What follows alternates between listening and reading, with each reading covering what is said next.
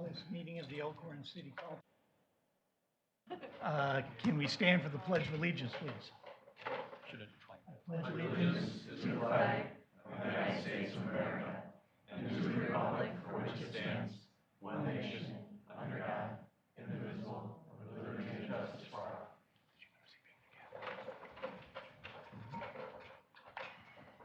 Do we have anybody here for public comment tonight? Can we go back to roll call? Oh, roll call, I'm sorry. Thank you. That's why you're there. Right out of the gate. Yeah, first item.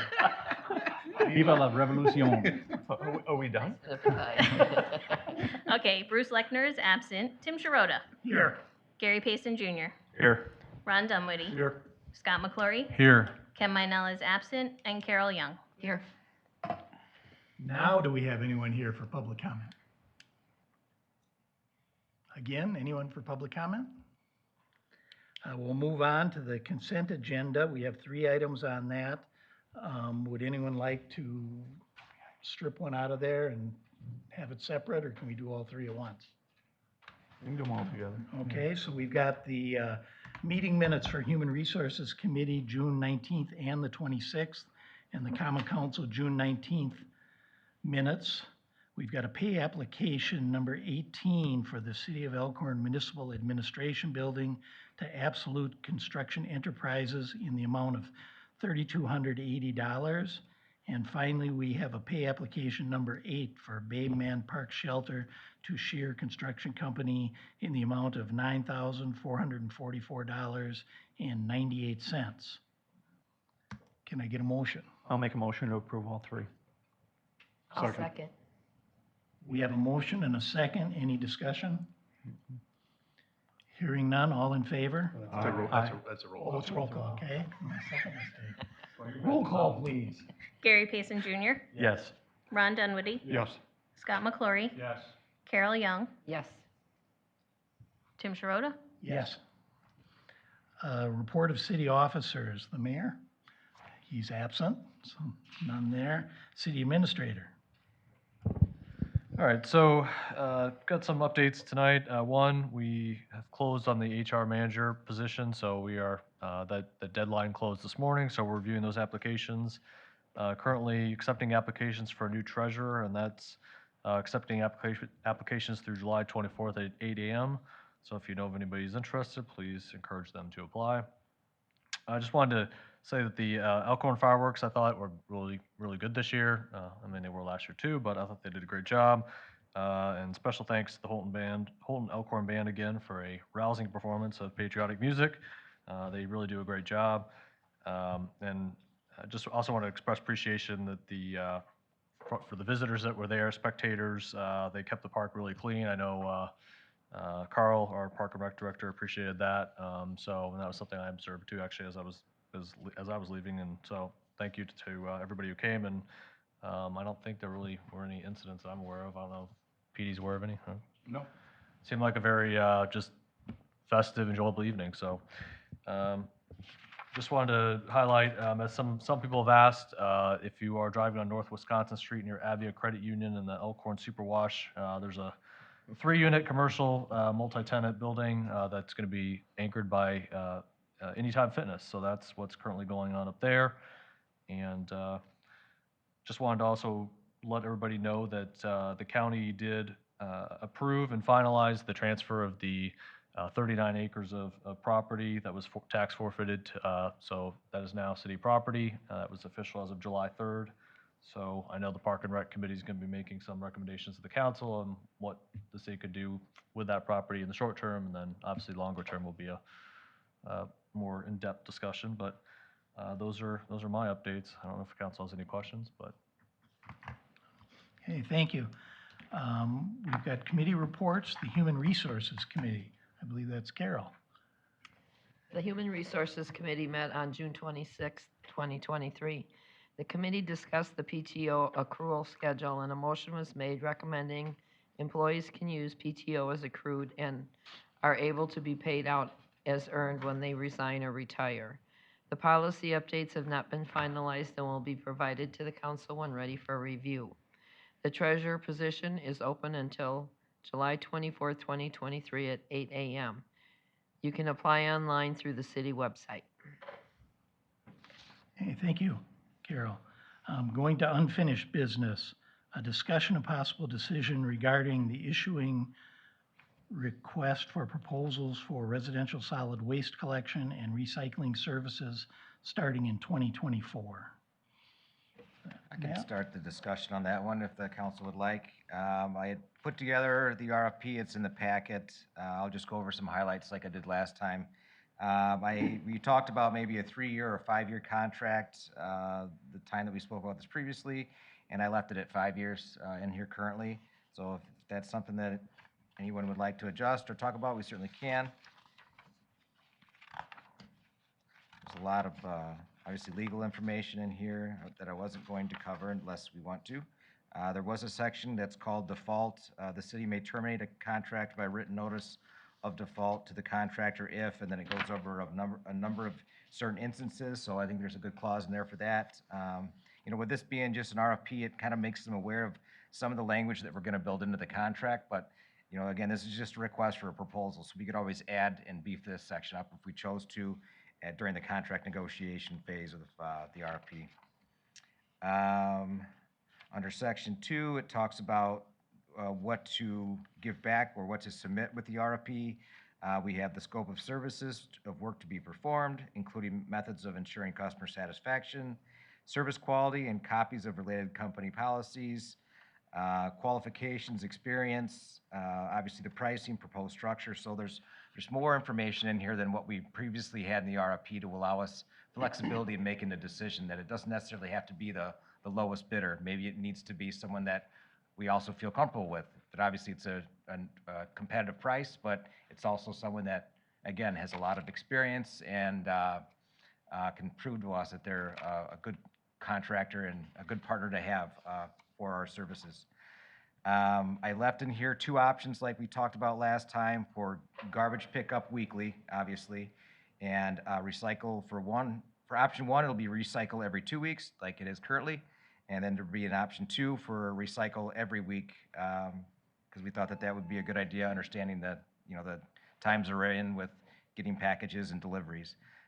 We talked about the totes, both a 96-gallon and a 65-gallon. That option is still in here. One thing that I didn't have in here that was brought to my attention after it was in, I think it's something good for the council to consider, is an option for an additional cart. And I think that came up during our discussion last time too.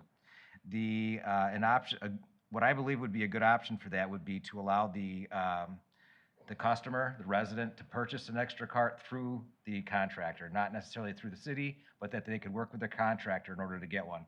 But I want to say in here that we want them to provide that option to our customers. Yeah, that'd be good. So Adam and I are still kind of working through when does this hit the street and when do we accept or when do we want the RFPs back in? Right now, we're saying, a September 1st deadline, assuming there's not a lot of corrections from what we have in front of the council, and that we would look to award a contract or at least be able to start the negotiations at the September 18th meeting. So it is somewhat upcoming because we want to make sure that we have that transfer go smoothly into December into January.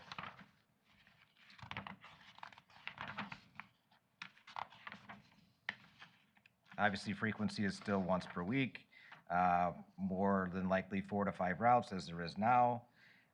Bulk collections mentioned in here. It says 1 such request per month shall be included in the base rate. Again, as I was talking to others, I think that we should probably make it 1 request, but 2 items. So if somebody wants to set out a mattress and a box spring, that's allowed once per month instead of just making it 1 item. 1 request, but you could have 2 items.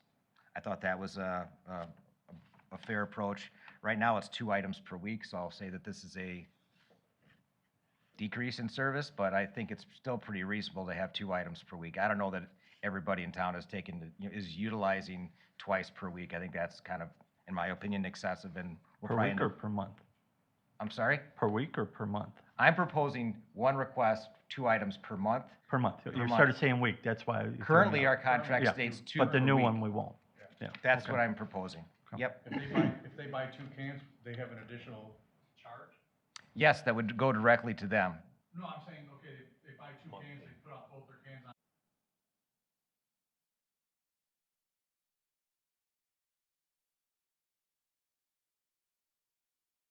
Yes, they are. Yep, and then if they, One-time cost of buying another can. or whatever however the contract would be worded, you know, we'd get that proposal back and see how that language were in there, but what I would probably be like a monthly fee, maybe that, X garbage company would bill that customer for directly, that they would pay. If it's a one-time fee or if it's a monthly fee would probably make maybe a little more sense, but, that's up to for them to propose to us, unless we have an opinion and we want to stipulate it a specific way, and here we can certainly do that.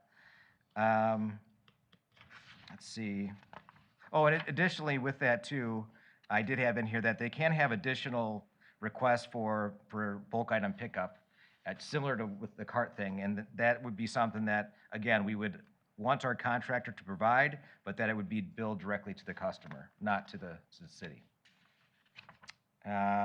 I've got the year-round collections for our city facilities in here, the downtown historic vicinity collection with the garbage cans downtown and in the downtown district. That's also in here. Our yard waste compost that we typically have at the facility now. The rate adjustments are explained in here, that you're able to bill up to or able to have adjustments in accordance with the CPI or labor statistics of not more than 2.5, but not to exceed 5. So we shouldn't expect more than 5% each year. That wouldn't be allowed per this RFP. So that's kind of my summary. So is there any questions or input or? No, I just like that you made sure to, about picking up the garbage that flies out of the truck, et cetera, that was added in there. Thank Yeah. you. Yep, you bet. Any other questions, comments? I like the tweaks that are made, Joe. It's, put in yeoman's work again, man. Appreciate it. Yep. Thank you. So I think we I were would make looking the for a proposal to recommend, go- yeah. Go ahead with You- the basic RFP as written, you know, with any little minor tweaks that might Yeah, have with to the be done. minor yet tweaks that before you it's mentioned. Put out. Yeah, That's So the your motion would be to authorize them to proceed? Yes, that is my motion. I'll second. We've got a motion and a second. Any additional discussion? All in favor? Aye. Opposed? Passed. Going to new business, a discussion and possible decision regarding a memorandum of understanding between the city and GRW2 LLC for development of park/garden at 7 South Lincoln Street. And this actually pertains to the Vibrant Spaces grant. We had I should say, tentative MOU with the property owner early this year. So that, since then, that time, we've had further discussions and revisions that were made. You can see those revisions are highlighted on the MOU that's on your screen, but obviously the version we would sign would not have those red lines on them. But really there were just some minor tweaks really in that MOU. One pertaining to just clarifying, we had debated whether or not to allow the agreement to be terminable with like 30-day notice, but under the terms of the Vibrant Spaces grant, we have to at least have this agreement in place for 5 years. So therefore, we took that provision out. So it's a 5-year contract, and then at the end of the 5 years, we can renew it. And if at that point either the city or the property owner want to talk about having a termination clause, and we could talk about it at that point, but we have to keep it this way right now. I guess the one thing I just would highlight is that most of the responsibility for maintaining the property is the property owner. So, I mean, the city's only responsibilities under this agreement are to provide basically, free water and electricity to the park space, which, hopefully there won't be an extensive waterfall or anything out there. I don't know, we'll see. But, but that's the city's, I guess you could say, financial contribution. DPW did say that they would coordinate to have trash removed as well from the property, but all other, snow plowing, lawn mowing, other maintenance is going to be the responsibility of the private property owner. Those are really the main highlights. The property owner is going to have insurance to insure the property. That's not going to be a city responsibility. There is recreational immunity, as Ward kindly informed me of, for both the private and the public side. So I didn't know the private was also covered. So that's good for everybody involved. Those are really, I think, the main highlights.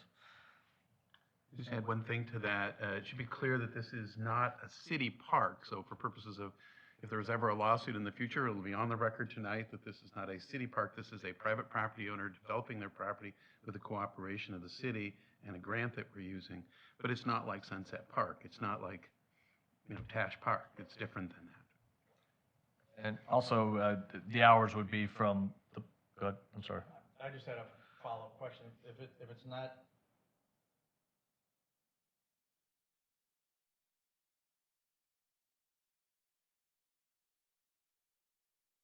You mean, how do you get on to use it? a little birthday party there. I want to, whatever. Chris? Thank you. Go to Carl and say, hey, can I run Sunset Park? Here's my $125.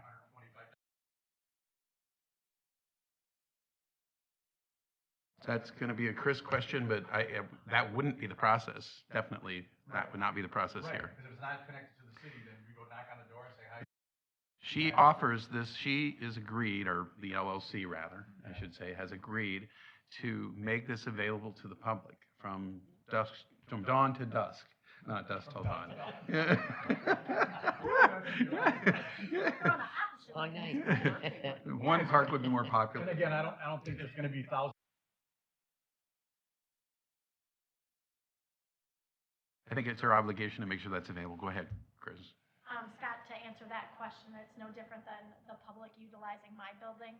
Well, we have, plagiarized Park and Rec's contract kind of pretty much to utilize our building for the public, and we will do the same for that. But, from dawn to dusk, it is open to the general public unless there happened to be a per se private event, and then it would be posted. And that is written into the contract, so I was going I to kind of mention saw that. it alluded to it, but I didn't see a formal process about how do I gain access to it, or is it personal?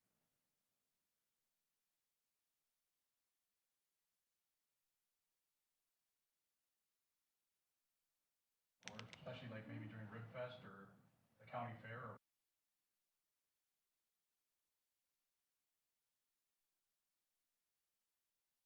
No, that is a good question, and I appreciate Chris addressing the reservation of it. I just meant that the hours right. are referenced in the contract, and does talk about that it's supposed to be made available to the public unless there's a private event or some other activity going on there, so. Okay. Any more questions or discussion? Can we get a motion? I'll make a motion to approve. I'll second. We have a motion to approve the memorandum of understanding. I do this as a roll call as well. Okay, thank you. Do we have any more discussion? We've got a motion. Roll call, please. Gary Payson Jr., Yes. Carol Young, Yes. Scott McClory, Yes. Tim Sharota, Yes. Ron Dunwoody. Yes. All right. Discussion and possible decision regarding the procurement of a half-ton pickup truck for the DPW.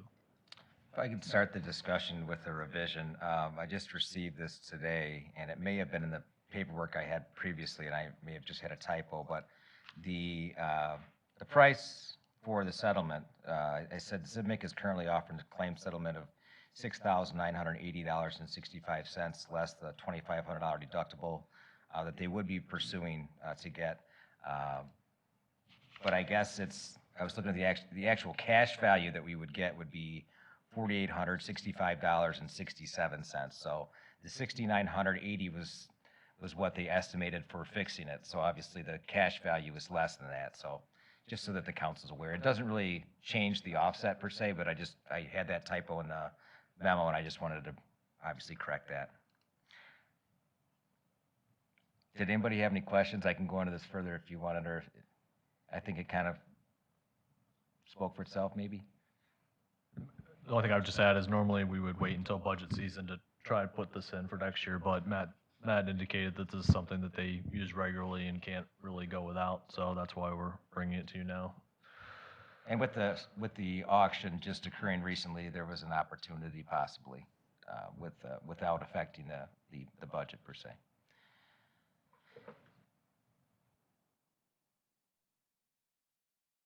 I make a motion to approve.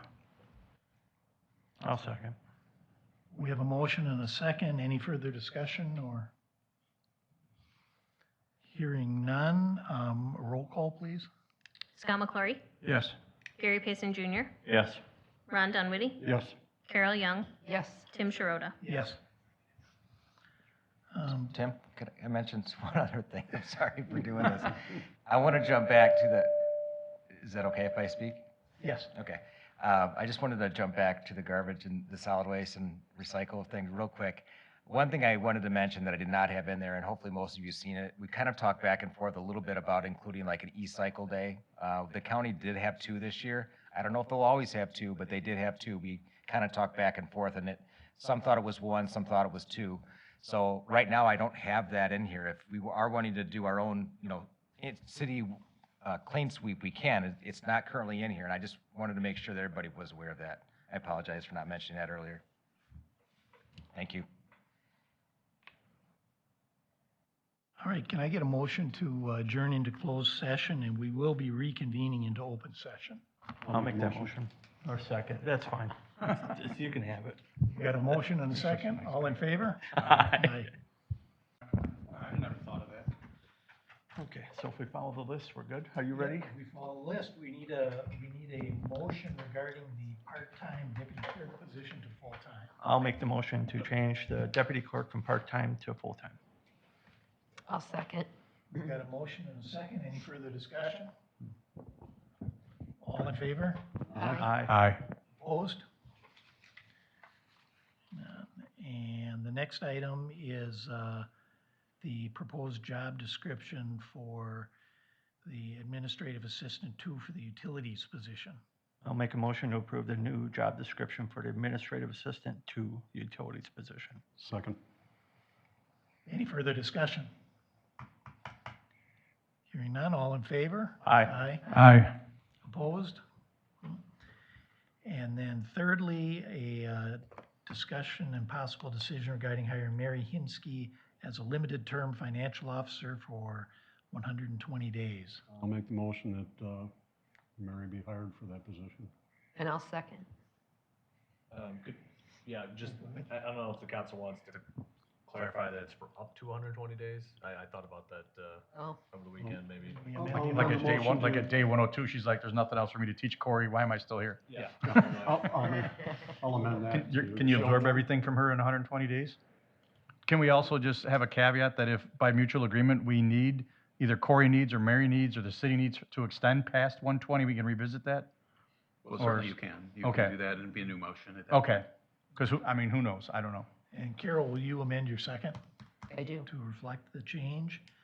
We do. All in favor? Aye. Opposed? Motion to adjourn. I'll make that motion. I'll second. All in favor? Aye. Aye. Opposed?